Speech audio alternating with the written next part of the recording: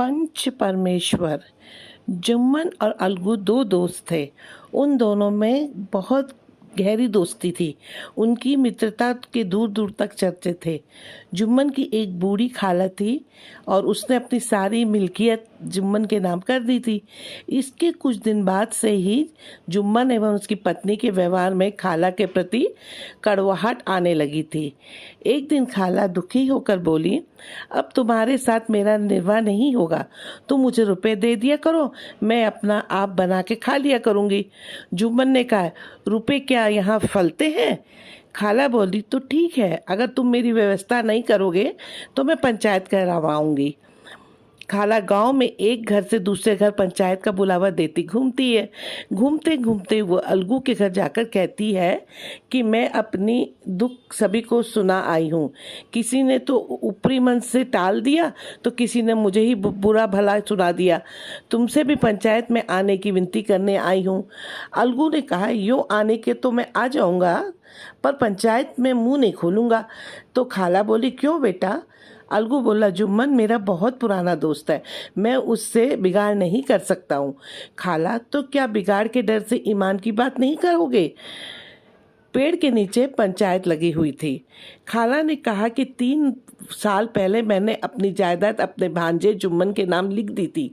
अब मुझे ना पेट भर के रोटी मिलती और ना तन पे कपड़ा। बेकस बेवा हूँ, मेरा कसूर हो तो मुझे बताना। जुम्मन में बुराई देखो तो इसे समझाओ।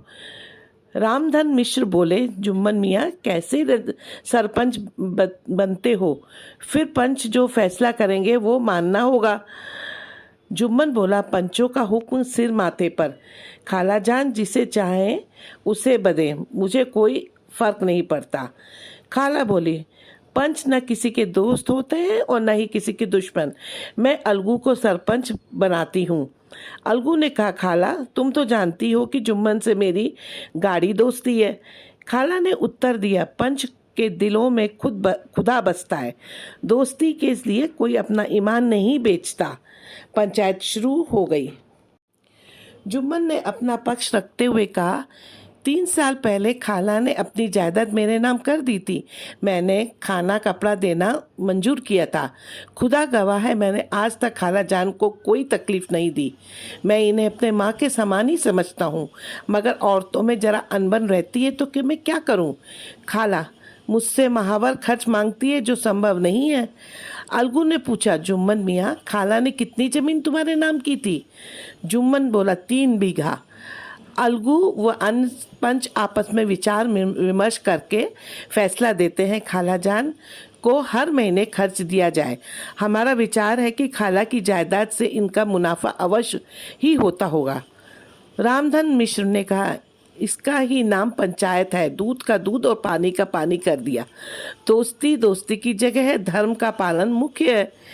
एक अन्य व्यक्ति ने उठकर कहा कि ऐसे सत्यवादियों के बल पर ही तो धरती टिकी है, अन्यथा कब की रसातल पहुंच गई होती।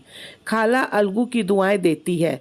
जुम्मन के मन में आक्रोश है और वो सोच रहा था कि अलगू कैसा दोस्त है। सरपंच बनते ही आंखें पलट गई। कच्चे रास्ते पे 2 बैलगाड़ियाँ चली जा रही थी।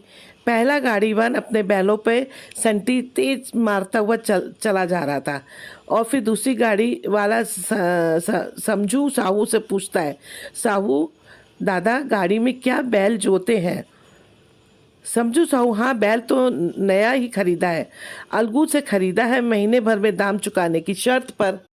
तो पहला गाड़ीवान बोलता है, वही अलगू जो जुम्मन की खाला का सरपंच बना था? समझू साहू ने कहा, वही अलगू। उसी पंचायत के महीने भर बाद उसका एक बैल मर गया। सब ये कहते हैं कि जुम्मन ने विष दे दिया होगा।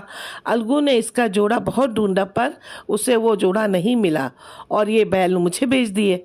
बैल देख के मेरा मन ललचाया, सोचा ये बैल हाथ लग जाए तो बेखटक मंडी के 3 बार चक्कर लगाया करूँगा। सो खरीद लिया। तभी पहले गाड़ीवान का गांव आ गया। अब समझू साहू अकेला अपने गांव की ओर चल दिया। बैल की चाल सुस्त होती जा रही थी। समझू साहू उस पर संटी चलाने लगा। एकाएक बैल नीचे गिर पड़ा और फिर वो कभी नहीं उठा।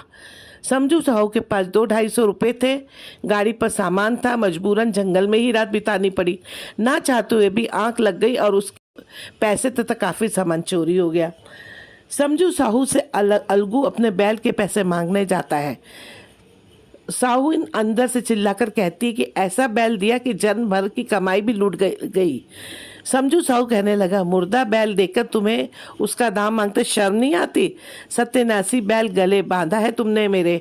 हमें मूर्ख बनाया, ना जी मानता है और हमारा बैल ले जाओ, महीने भर के बदले 2 महीने जोत लो।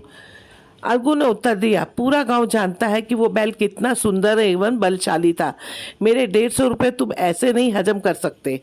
दोनों की आपस में हाथापाई होने लगी।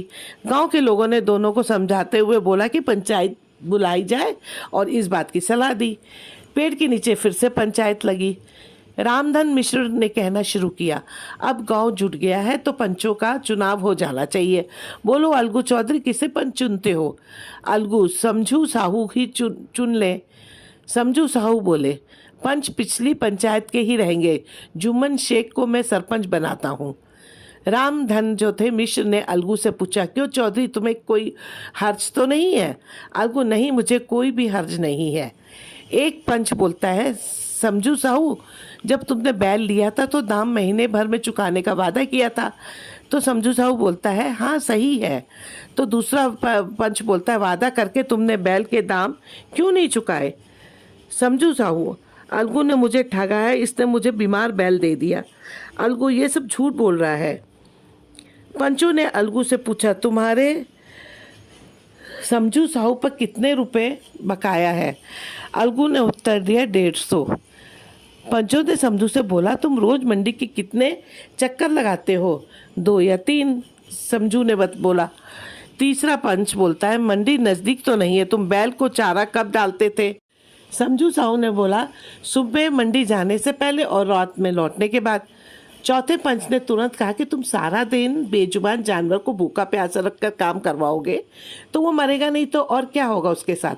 तुम्हें इस निर्दयता का भी दंड मिलना चाहिए। जुम्मन ने फैसला सुनते हुए कहा, समझू साहू को अलगू चौधरी को बैल का पूरा दाम देना चाहिए, क्योंकि जिस वक्त बैल लिया गया था उस वक्त उसे कोई बीमारी नहीं थी। बैल की मृत्यु का कारण दाने पानी के अभाव में कठिन परिश्रम लिया जाना है। हाँ, यदि अलगू चाहे तो समझू साहू के साथ दाम में कोई रियासत कर सकते हैं।